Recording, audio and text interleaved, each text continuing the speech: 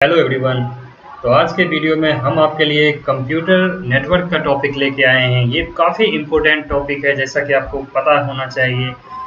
तो इससे आपको लगभग 8 क्वेश्चन 7 से 8 क्वेश्चन आप इस टॉपिक से उम्मीद कर सकते हो कि निश्चित रूप से आपको देखने को मिलेगा। 6 क्वेश्चन तो आपके हाथ में होने ही चाहिए। 1-2 क्वेश्चन इसमें डिफ़िकल्ट बन सकते हैं, बट 6 इसमें 5, 6, 7 सवाल एक कुछ ऐसे आएँगे जो कि आप अगर कॉन्सेप्ट को अच्छे से समझ लो तो आप ज़रूर उसको आप डील कर सकते हो। तो ज़्यादा देर ना करते हुए हम कोशिश करेंगे कि वीडियो कम से कम टाइम में आपको लगभग कंप्यूटर नेटवर्क का ऑल वो टॉपिक सब कुछ समझा दिया जाए जो कि एग्जाम में क्वेश्चन बनते हैं। मैं उन सारे टॉपिक को टच करता हुआ चलूँगा। तो यहाँ पे आप क्लास 12th का यहाँ पे आप एनसीईआरटी का बुक मेरे स्क्रीन पे देख सकते हो। ये चैप्टर 10 का टॉपिक है कंप्यूटर नेटवर्क। तो इसका मैंने एक शॉर्ट नोट्स भी बना रखा है छोटा सा, तो उसमें मैं आपको उससे समझाता चलूँगा। फिर जहाँ जहाँ मुझे ज़रूरत लगेगा कि बुक में आना है, मैं बुक पे भी आऊँगा। तो जैसा कि यहाँ पे स्क्रीन पे आप देख सकते हो, ये नोट्स जो नेटवर्किंग का है। यहाँ पे अगर हम बात करें तो ज़्यादा देर ना करते हुए वीडियो को शुरू किया जाए। अब A computer यहाँ पे A computer network is a collection of two or more computer which are connected together to share information and resources। Networking का यहाँ पे सिंपल सा यही है, जो कि कलेक्शन ऑफ नेटवर्क होता है जो दो या अधिक कंप्यूटरों को एक साथ जोड़ता है। जैसा कि आप यहाँ पे स्क्रीन पे भी एक पिक देख सकते हो, एक नेटवर्किंग का सिंपल सा पिक जो कि बुक में दिया गया है। ये एक तरह का नेटवर्किंग है, जैसा कि यहाँ आप देख सकते हो। ये इंसान इससे कनेक्ट है, इससे ये भी कनेक्ट है, फिर इससे ये भी कनेक्ट है, ये इससे कनेक्ट है। ये जो सारा कनेक्शन है यही कंप्यूटर नेटवर्किंग का है, जो कि हर कोई एक दूसरे से कनेक्टेड है। ये आप यहाँ पे आप सिस्टम को मान लो या इंसानों को मान लो, जो मान लो, बट ये कनेक्शन ऑफ नेटवर्क है, ये नेटवर्किंग। ये यहाँ पे आपको डेफिनेशन वहाँ पे एग्जाम में नहीं पूछेगा। तो चलिए आगे बढ़ते हैं। उसके बाद इवोल्यूशन ऑफ नेटवर्किंग में एक आता है ARPANET। ARPANET का फुल फॉर्म आपसे कई बार एग्जाम में पूछा गया है। यहाँ पे ARPA में नेट जो वर्ड है, नेट इसका मतलब ही होता है नेटवर्क, और बाकी ये ARPA का फुल फॉर्म होता है advance research project agency network. तो ये जो world's first operational packet switching network था, the first network to implement TCP/IP। ये पहला ऐसा नेटवर्क था जो कि पैकेट स्विचिंग नेटवर्किंग पे आधारित था और TCP पे आधारित था, TCP/IP। बाकी ये TCP/IP क्या है, हम आगे इस पे सब पे चर्चा करेंगे। बाकी दूसरा था इवोल्यूशन ऑफ में इंटरनेट, जो कि आजकल हम यूज करते हैं। इंटरकनेक्शन नेटवर्क इसका फुल फॉर्म होता है। इंटर से इंटरकनेक्शन और नेट से नेटवर्क। चलिए आगे बढ़ते हैं। टाइप्स ऑफ नेटवर्क में अगर बात करें तो टाइप्स ऑफ नेटवर्क में आपको मेनली जो पढ़ना है वो आपको ये 4 ही पढ़ना है। जैसे पैन हो गया, पैन यहाँ पे मैंने इन लो टू हाई में सजा रखा है, यानी कि आप यहाँ पे पैन की बात करोगे जो कि सबसे छोटा है, उससे बड़ा लैन है, उससे बड़ा मैन है, उससे बड़ा वैन है। ये कभी कभी एग्जाम में ऑर्डर भी पूछ देता है, तो आपको ये ऑर्डर याद होना चाहिए। तो पैन का ऑर्डर भी पूछ देता है और फुल फॉर्म भी पूछ देता है। तो फुल फॉर्म आप जैसा कि स्क्रीन पे आप देख सकते हो, personal area network, local area network, और मैन का मेट्रोपॉलिटन एरिया नेटवर्क, और वैन का वाइड एरिया नेटवर्क। तो इन सबको हम थोड़ा थोड़ा पढ़ लेते हैं, क्योंकि इससे आपको सवाल निश्चित रूप से आपको देखने को मिल जाएगा।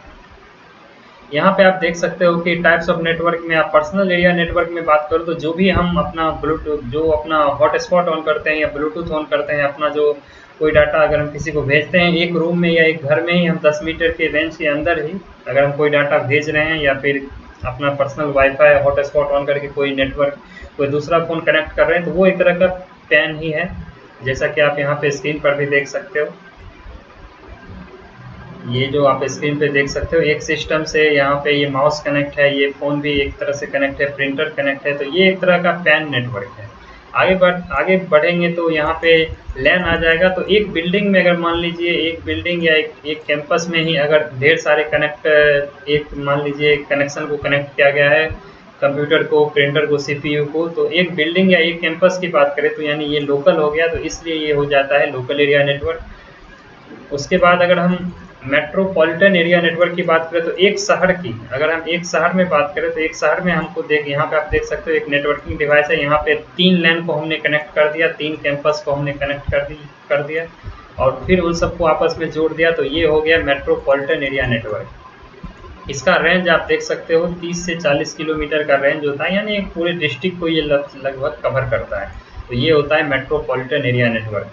बाकी अगर बात करें यहाँ पे, अगर हम नीचे चलें तो वाइड एरिया नेटवर्क का मतलब है आप मान लीजिए आप एक कॉन्टिनेंट में हो, किसी दूसरे कॉन्टिनेंट का आप डाटा एक्सेस कर रहे हो या कनेक्ट कर रहे हो, तो ये एक तरह का वाइड एरिया नेटवर्क है। आप देख सकते हो जैसा कि हम आजकल जो यूज करते हैं वो एक तरह का वाइड एरिया नेटवर्क ही होता है, जिसका कोई लिमिट नहीं है, वो एक तरह से पूरे अर्थ को कवर करता है। तो ये सबसे बड़ा हो जाता है वाइड एरिया नेटवर्क। तो हम आगे बढ़ेंगे,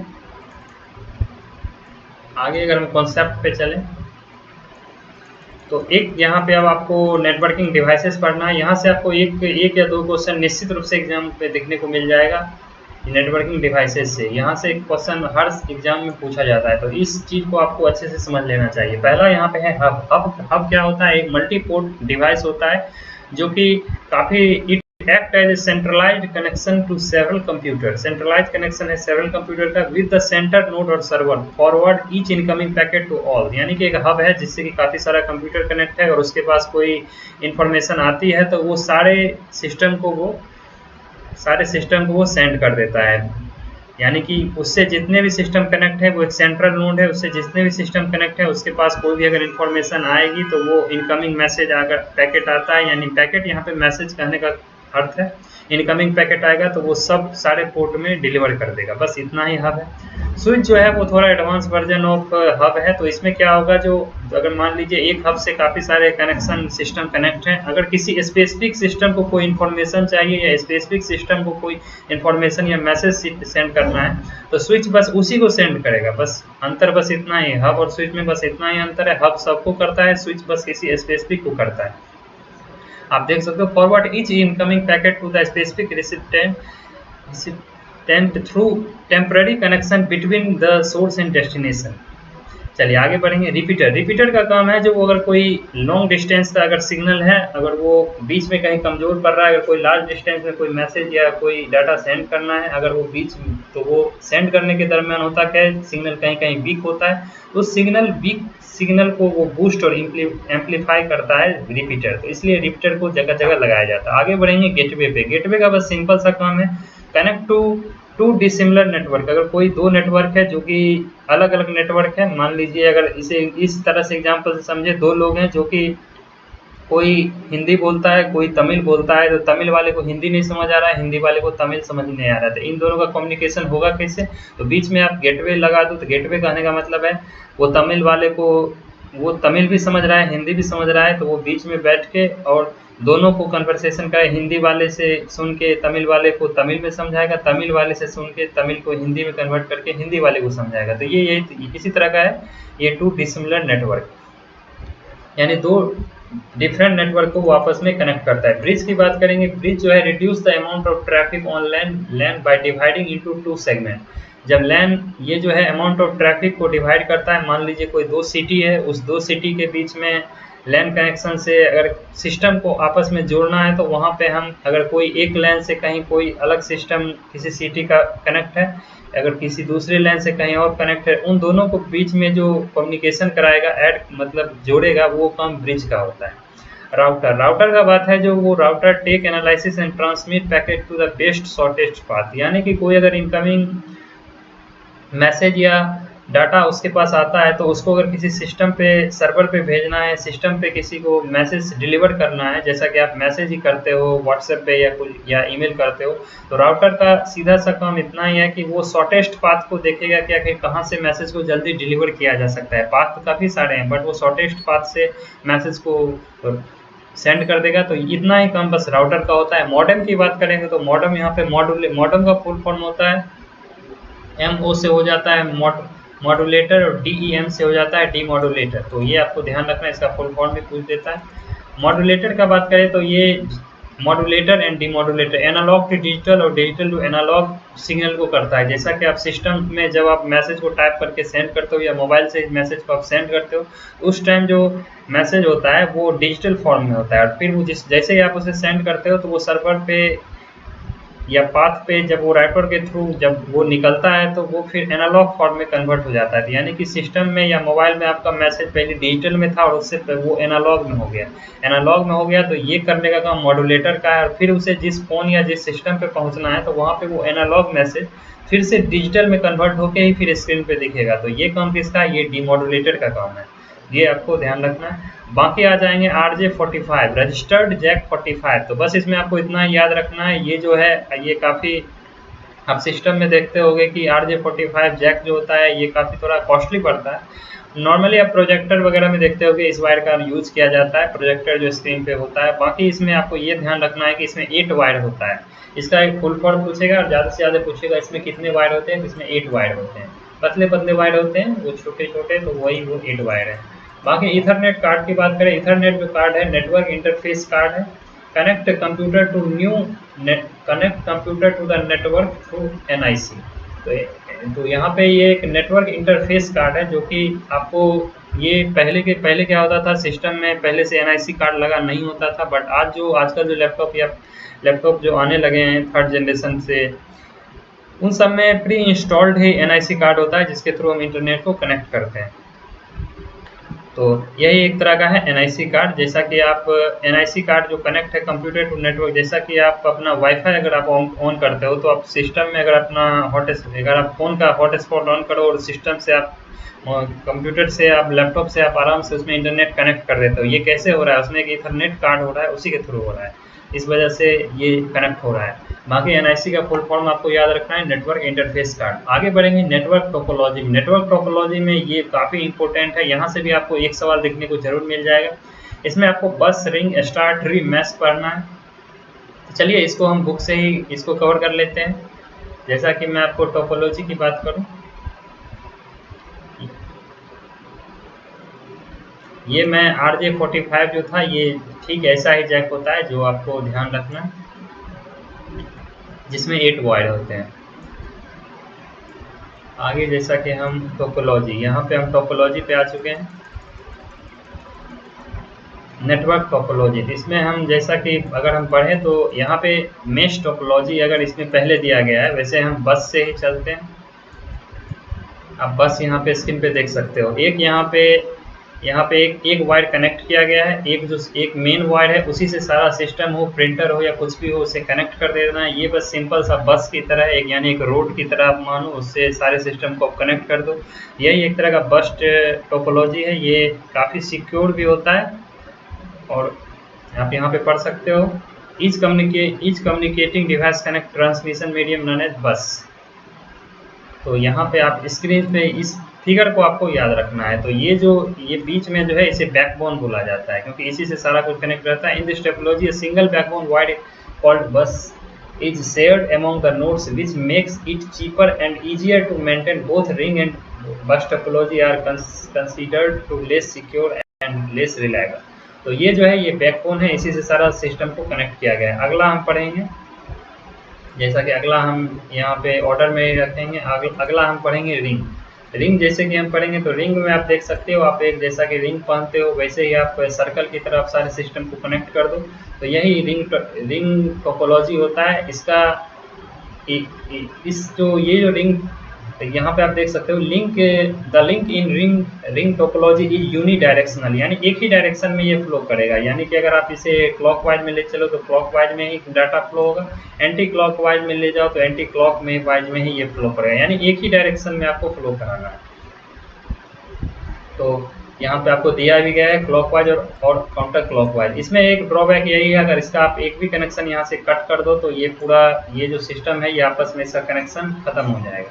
यानी फिर ये मान लिया अगर ए है ये बी है तो ए बी का कनेक्शन ही टूट जाएगा। ये बस एक ए जो है फिर ये इधर ही भेज सकता है और ये जो है ये इधर ही भेज सकता है, यानी ये एक दूसरे को सब नहीं भेज सकता है। तो यहाँ पे एक ड्रॉबैक बस इतना ही।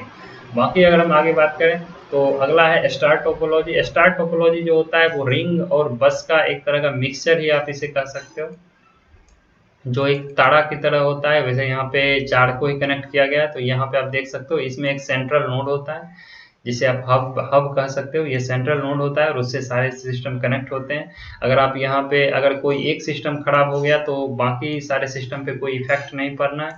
अगर कोई दो भी खराब हो गया तो बाकी को भी इन दोनों को इफेक्ट नहीं पड़ना है। बट इसका ड्रॉबैक बस इतना ही है कि अगर इसका सेंट्रल नोड ही खराब हो गया तो बाकी सारे सिस्टम का कनेक्शन हट जाना है। तो इस तरह से ये स्टार टोपोलॉजी होता है। बाकी अगर बात करें मेश टोपोलॉजी की, तो मेश टोपोलॉजी एक इस तरह का कनेक्शन है जिसमें सारे सिस्टम एक दूसरे से कनेक्ट होते हैं। यहाँ पे अगर आप इसका स्क्रीन पे देखो तो सारे सिस्टम एक दूसरे से कनेक्ट है, जैसा कि यहाँ पे दिया गया है। जो ये इससे एक यहाँ पे बैकबोन लिया है, इसको इससे कनेक्ट कर रखा है। बट आप इसको ऐसे भी कनेक्ट कर सकते हो, जैसा इसको हमने डायरेक्ट किया, इसको हमने ऐसे किया, इसको किया, फिर आप ऐसे मिला दो, इसको ऐसे मिला दो। यही एक तरह का मेश टोपोलॉजी है, जो हर जितने भी सिस्टम है वो एक दूसरे से एकदम कनेक्ट होते हैं। यहाँ पे ट्री और हाइब्रिड यहाँ पे है। ये जो आप यहाँ पे एग्जांपल देख रहे थे, ये ट्री और हाइब्रिड का था। तो यहाँ पे मैश टोपोलॉजी, तो ये फिगर से आप ऐसे ही समझ लो, ये मैश टोपोलॉजी जो होता है, ये सारे सिस्टम एक दूसरे से कनेक्ट होते हैं, इंटरकनेक्ट होते हैं, जिससे कि एक जो सिस्टम है, मान लीजिए ये सिस्टम ए है, तो ये बी से भी कनेक्ट कर सकता है, ये सी को भी डायरेक्ट भेज सकता है, डी को। इसमें ये काफ़ी रिलायबल होता है, सिक्योर होता है इसका नेटवर्क भी। तो ये मैश टोपोलॉजी है, ये जो इसमें कि हर सिस्टम एक दूसरे से कनेक्ट होता है। बाकी आगे हम बढ़ेंगे। चलिए नेटवर्क प्रोटोकॉल पे चलते हैं। नेटवर्क प्रोटोकॉल पे आपको याद रखना है, यहाँ पे काफ़ी सारे प्रोटोकॉल है, तो इसको मैं एक एक करके बारी बारी से आपको कवर कर देता हूँ। पहला प्रोटोकॉल है HTTP। HTTP आप जानते हो कि कोई भी वेबसाइट अगर आप ऑन करते हो तो हाइपर टेक्स्ट ट्रांसफर प्रोटोकॉल इसका फुल फॉर्म होता है। पहले तो आपको ये ध्यान रखना है, ये इसका फुल फॉर्म काफ़ी बार एग्जाम में पूछा गया है। ये एक तरह का एप्लीकेशन लेयर प्रोटोकॉल है, यूज्ड बाय WWW यानी कि वर्ल्ड वाइड वेब। आप कोई भी वेबसाइट ओपन करते हो तो वो HTTP के थ्रू ही ऑन होता है। यहाँ पे अगर S लग जाता है तो ये सिक्योर हो जाता है। तो HTTP या HTTPS, ये आप दोनों को ध्यान रख सकते हो। S का मतलब सिक्योर हो जाता है। आगे बात करेंगे TCP/IP। TCP/IP का फुल फॉर्म आपको पहले ध्यान रखना है, ट्रांसमिशन कंट्रोल लाइन। TCP का फुल फॉर्म, IP का फुल फॉर्म होता है इंटरनेट प्रोटोकॉल।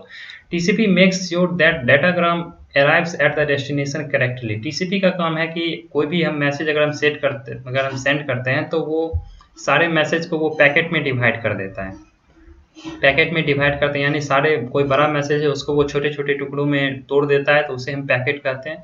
तो उस पैकेट का सही से डेस्टिनेशन पे पहुंचाने का काम TCP का होता है। पहले तो वो पैकेट में डिवाइड करेगा, फिर उसको, तो पैकेट को ही यहाँ पे डेटाग्राम कहा गया है, यानी छोटे छोटे पैकेट जो हैं उसे arrive at destination correctly, while IP handles the address part of each packet so that it reaches to the right destination। IP का जो काम है इंटरनेट प्रोटोकॉल, उसका काम है कि वो हर पैकेट पे उसका एड्रेस लिखा रहता है, डेस्टिनेशन उसका उस पर नंबरिंग किया होता है। जैसे कि पैकेट जैसे टूटता है तो पैकेट किस ऑर्डर में टूटा है तो उसका नंबरिंग भी होता है। मान लीजिए कोई पैकेट कोई एक सॉन्ग ही है या मूवी है, उसका कौन सा पार्ट ए है कौन सा बी है, तो वो पैकेट वो ऑर्डर में होता है। तो वो जो ऑर्डर में होता है वो उसका डेस्टिनेशन भी होता है, जो उसे कहाँ किस सिस्टम पे जाना है और फिर से किस ऑर्डर में फिर अगले सिस्टम पे जाके कनेक्ट मतलब ज्वाइंट होके फिर वो मैसेज उस तरह से दिखे। तो ये काम एड्रेस को, जो आप यहाँ पे देख सकते हो, handles the address part of each packet so that it reaches the right direction. तो आईपी का काम होता है एड्रेस को होल्ड करना। बाकी टीसीपी का काम होता है जो डाटा को पैकेट में डिवाइड करके डेस्टिनेशन तक पहुंचाना।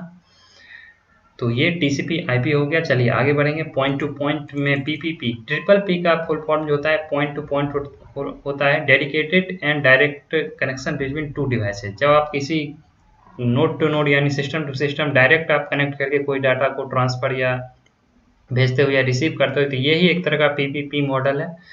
आगे बढ़ेंगे। FTP, file transfer protocol. File transfer protocol जो होता है, ये प्रोटोकॉल ये नॉर्मली फाइल भेजने के लिए होता है। कोई भी हमको फाइल भेजना है तो उसके लिए फाइल ट्रांसफर प्रोटोकॉल होता है। आगे है एसएमटीपी। एसएमटीपी नॉर्मली हम ईमेल जो सेंड करते हैं, मेल जो सेंड करते हैं, वो जो प्रोटोकॉल उस पर काम करता है वो काम करता है सिंपल मेल ट्रांसफर प्रोटोकॉल पे। इसका फुल फॉर्म हो जाएगा, जिसका फुल फॉर्म भी आपको एग्जाम में बार बार पूछा जाता है। टेलनेट की बात करेंगे। टेलनेट भी बहुत बार एग्जाम में पूछा है। Remote area computer access. Remote area computer access का मतलब है कि अगर आपका सिस्टम मान लीजिए ऑफिस में है, जैसे कोरोना काल हो गया था तो उसमें आपका सिस्टम ऑफिस में था, अगर आप चाहो उस सिस्टम को घर बैठे एक्सेस करना तो उसमें भी आपको एक ऐप के थ्रू आप घर बैठे उस सिस्टम को एक्सेस कर सकते हो। तो यानी कि रिमोट एरिया, आप कहीं बैठे हो, कहीं से कहीं का सिस्टम आप एक्सेस कर रहे हो, या फिर आपका कंप्यूटर ही कहीं ख़राब हो जाता है तो अगर आप घर बैठे उसमें अगर कोई सॉफ्टवेयर प्रॉब्लम है तो आप उसे जहाँ से अगर आप उस कंप्यूटर को बनवाना चाहते हो या सिस्टम को बनवाना चाहते हो, उससे आप डायरेक्ट स्क्रीन एक्सेस के थ्रू आप उसको आपकी सिस्टम को एक्सेस करके वो आपको वहीं से आपके सॉफ्टवेयर के प्रॉब्लम को ठीक कर सकता है। ये एक तरह का टेलनेट का ही एग्जाम्पल है। चलिए आगे बढ़ेंगे।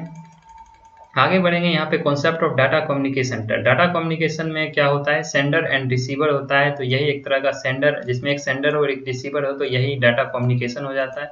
तो इसमें 3 टाइप्स होते हैं। इसमें यहाँ से भी आपको एक सवाल बनने का चांस बनता है, सिंप्लेक्स, हाफ डुप्लेक्स और फुल डुप्लेक्स। सिंप्लेक्स कहने का बस इतना सा मतलब है कि आप जैसे कि एक टाइम में, सिंप्लेक्स कहने का सिंपल सा इतना अर्थ आप समझ लो कि सिंप्लेक्स वो चीज़ होता है जैसा कि आप टीवी देख रहे हो, यानी वन वे कम्युनिकेशन इसमें होता है सिंप्लेक्स में। वन वे कहने का मतलब है कि एक ही तरफ से चीज़ें आ रही हैं। जैसा कि आप टीवी स्क्रीन देखते हो तो बस आप टीवी स्क्रीन को देख ही सकते हो। आप चाहोगे मैं बोलूं और फिर टीवी सुने या टीवी समझे, तो ऐसा नहीं होना है। तो इसलिए जैसा कि आप टीवी कम्युनिकेशन देखते हो, ये एक सिंप्लेक्स का ही एग्जाम्पल है। बाकी आप हाफ डुप्लेक्स की बात करो, तो हाफ डुप्लेक्स की बात करो तो ये जो सिंप्लेक्स जो था ये यूनी डायरेक्शनल था, एक ही डायरेक्शन में था। और यहाँ पे ये हाफ डुप्लेक्स और फुल डुप्लेक्स जो है ये बाई डायरेक्शनल है, दोनों तरफ से। बट डिफरेंस इतना है, हाफ डुप्लेक्स में आप एक टाइम पे एक ही मैसेज आप कन्वे कर सकते हो, यानी सेंड कर सकते हो। यानी कि एक टाइम पे एक ही इंसान बोल सकता है और उसका मैसेज फिर डेस्टिनेशन पे जाएगा, फिर उसके पास जाएगा, तो फिर वो बोलेगा तब इसके पास आएगा। यानी एक टाइम पे एक ही बोलेगा। ये सोचेंगे जैसे हम फोन कॉल पे दोनों लोग बात करते हैं, फिर बातें आगे पीछे हो जाती है, तो वो चीज़ हाफ डुप्लेक्स में नहीं है। इसका अच्छा सा एग्जांपल आप वॉकी टॉकी हाफ डुप्लेक्स का एग्जांपल देख सकते हैं। वॉकी टॉकी पे आप देखते हो कि एक बार सिग्नल उनको आता है, कोड कुछ, फिर वो उस मैसेज को सुन के फिर वो अपना मैसेज का रिप्लाई करते हैं, यानी एक टाइम पे एक ही। फुल डुप्लेक्स हम जैसा कि फ़ोन अपना यूज़ करते हैं, मोबाइल फ़ोन, हम इजीली सबसे बातें करते हैं, तो ये एक तरह का फुल डुप्लेक्स का एग्जांपल है, जिसमें कि आप कम्युनिकेशन जो है वो एक ही टाइम पे दोनों तरफ होता है। चलिए आगे बढ़ेंगे। यहाँ पे सर्किट, यहाँ स्विचिंग टेक्निक में बात करें तो सर्किट स्विचिंग और पैकेट स्विचिंग। सर्किट स्विचिंग जो है ये two network nodes established a dedicated communication channel advantage guarantee delivery. तो ये एक तरह का 2 नोड है, ये एक तरह का पीपीपी मॉडल की तरह ही एक तरह का हुआ, इसमें दो नेटवर्क या 2 सिस्टम को एस्टेब्लिश करके आपस में कम्युनिकेट करके सर्किट मैसेज को भेजा जाता है। बाकी यहाँ पे पैकेट स्विचिंग ये वही चीज़ें हैं, पैकेट स्विचिंग जो मैंने आपको कॉन्सेप्ट टीसीपी आईपी में बताया था, तो वो एक तरह का पैकेट स्विचिंग ही है। चलिए आगे बढ़ेंगे। ट्रांसमिशन मीडिया में आ गया यहाँ पे गाइडेड मीडिया और वायर्ड मीडिया। गाइडेड मीडिया और यहाँ पे और वायर्ड मीडिया, और दूसरा यहाँ पे अनगाइडेड मीडिया और वायरलेस मीडिया। गाइडेड मीडिया वो होता है जो कि वायर्ड मीडिया होता है, यानी कि आप इथरनेट केबल कहो, इथरनेट केबल जो कि होता है, ट्विस्टेड पेयर केबल होता है, कोएक्सियल केबल होता है इसका एग्जाम्पल, ऑप्टिकल फाइबर होता है जो कि लाइट पे काम करता है, जिसमें लाइट ट्रांसफर होता है। यहाँ से आपको ऑप्टिकल फाइबर से बार बार सवाल देखने को मिल जाते हैं, बाकी ये आपको ध्यान रखना है। Ethernet card, twisted pair cable, coaxial cable, ये सारे वायर्ड एग्जाम्पल, जिसमें तार लगा हो, तो वो सारा गाइडेड मीडिया ही है। जिसमें तार नहीं हो यानी कि वायरलेस हो, तो वो सारा अनगाइडेड मीडिया है। जैसा कि आप एग्जांपल देख सकते हो, ब्लूटूथ है, इंफ्रारेड है, रेडियो वेव है, माइक्रोवेव है, सैटेलाइट है। तो इन सब में आप घर बैठे या आप सिस्टम टू सिस्टम आप इसको आराम से कनेक्ट करके आप इसका यूज कर लेते हो। इसमें आप जैसे ब्लूटूथ का यूज़ तो करते ही हो, इंफ्रारेड का यूज आप टीवी रिमोट में करते हो, रेडियो वेव का यूज नॉर्मली हिली एरिया में टावर में किया जाता है, माइक्रोवेव भी यहाँ पे नेटवर्क टावर में ही किया जाता है, सैटेलाइट से। बाकी यहाँ पे जैसे कि इसरो वगैरह यूज करती है मौसम का पता लगाने के लिए। तो यहाँ पे आगे हम बढ़ेंगे मोबाइल कंप्यूटिंग। मोबाइल कंप्यूटिंग में है जीएसएम, सीडीएमए और जीपीआरएस। तो इसमें बस आप जैसा कि जानते होंगे, जब 2G का ज़माना था उस टाइम जीएसएम सिम ही आता था। जैसे कि आप इसका बस फुल फॉर्म आपको ध्यान रखना है, global system for mobile communication, CDMA code division multiple access, और GPRS global packet radio service. चलिए आगे बढ़ेंगे। मोबाइल टेलीकम्युनिकेशन में आपको 1G से 6G तक, अब 6G भी ये लॉन्च चाइना में ऑलरेडी हो चुका है। बाकी जी का मतलब है फर्स्ट जनरेशन ही बस जो था वो बस एनालॉग सिग्नल पे बेस्ड था और ओनली वॉइस कॉल इसमें होता था। बाकी आप 2G से तो आप लोग को याद ही होगा, आपने मोबाइल फ़ोन अपना यूज़ किया होगा, तो उसमें जीएसएम सिम लगता था और उसमें जीपीआरएस यानी इंटरनेट थोड़ा बहुत चल जाता था।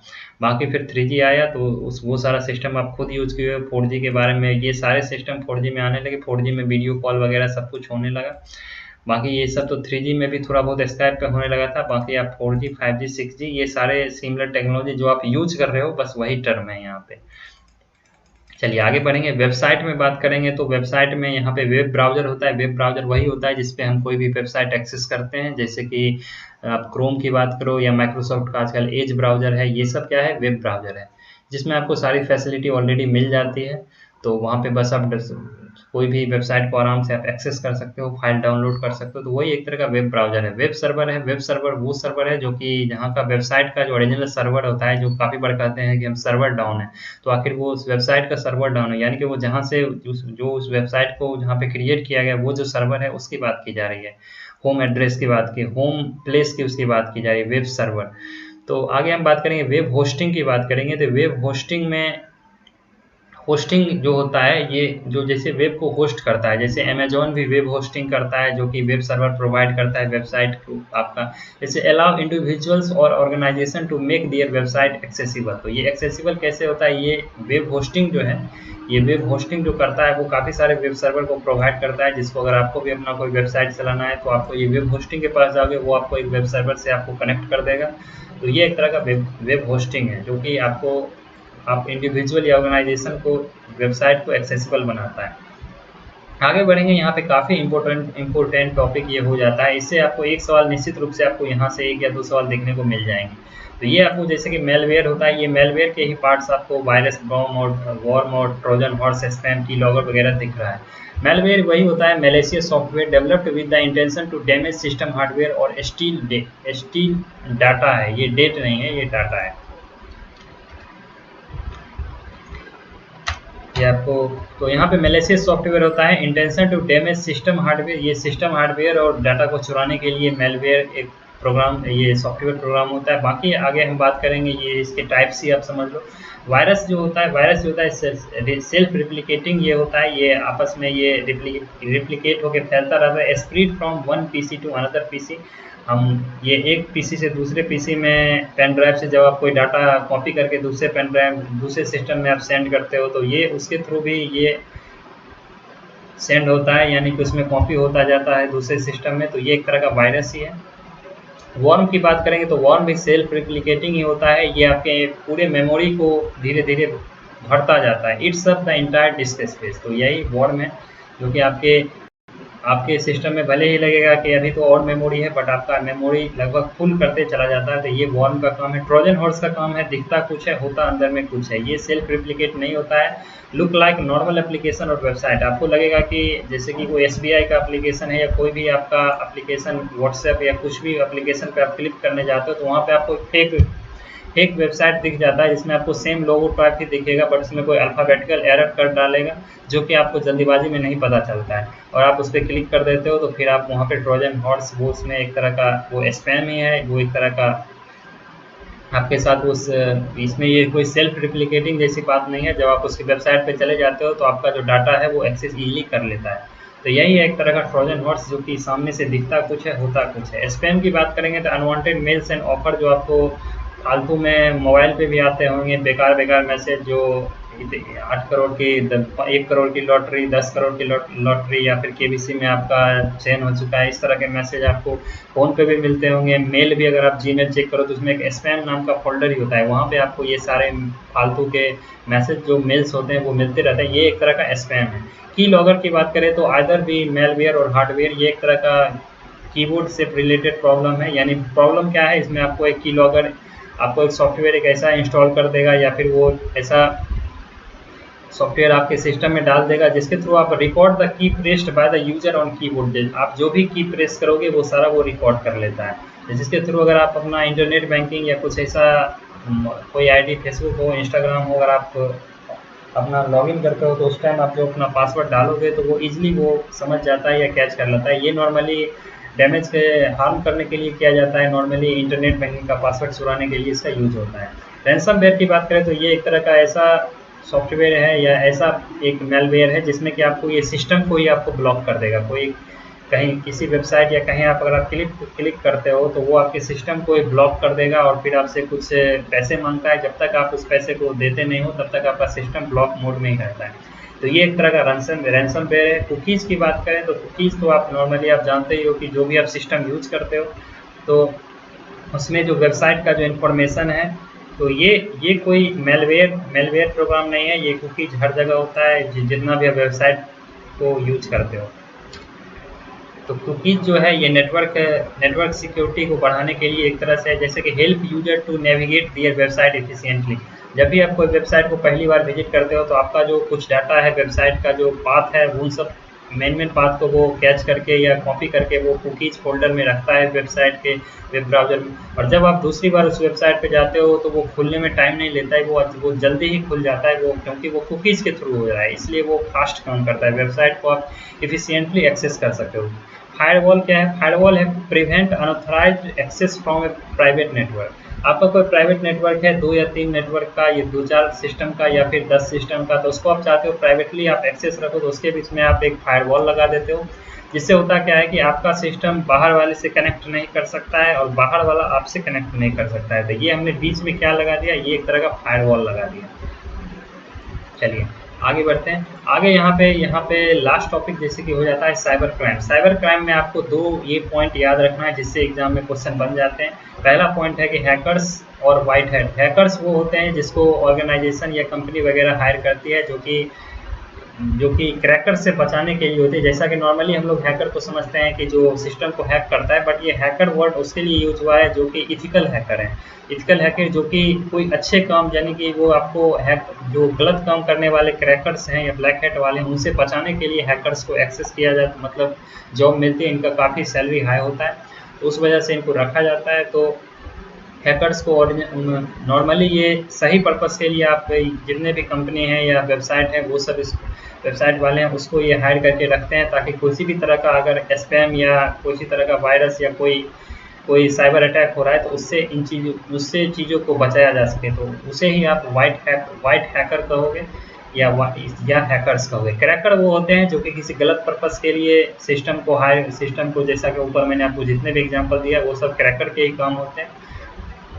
तो किसी गलत इंटेंशन के लिए, यूजर का डाटा चुराने के लिए या सिस्टम को एक्सेस करने के लिए या पैसे ऐंठने के लिए ये सारे डाटा ये सब जो काम किया जाता है यही क्रैकर का काम होता है। इसे नॉर्मली ब्लैक हैट कहा जाता है। आप बहुत बार देखते होंगे IRCTC का जो वेबसाइट है वो हैक हो जाता है, तो काफ़ी सारे वेबसाइट हैक हो जाते हैं, तो वो सारे जो कि हैं वो क्रैकर्स के काम है।